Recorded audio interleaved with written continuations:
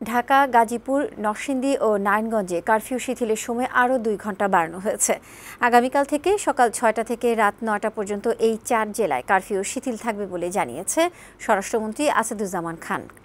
শনিবার রাতে সচিবালয়ের স্বরাষ্ট্র মন্ত্রণালয়ের সভাকক্ষে সাংবাদিকদের তিনি তথ্য জানান। এর আগে আইনশৃঙ্খলা রক্ষাকারী বাহিনীর শীর্ষ কর্মকর্তাদের সঙ্গে বৈঠক করেন মন্ত্রী। তিনি বলেন, জামায়াত ইসলাম ও বিএনপি সবসময় ধ্বংসাত্মক কাজে লিপ্ত ছিল। শুরু থেকেই তারা দেশকে অকার্যকর করতে চেয়েছিল। ছাত্রদের সব দাবি পূরণ হওয়ায় তাদের ঘরে ফেরার আহ্বান জানান তিনি। এরপরেও যদি তাদের কোনো দাবি থাকে তাহলে প্রধানমন্ত্রী শেখ হাসিনার দরজা সবসময় খোলা আছে বলেও জানান স্বরাষ্ট্রমন্ত্রী।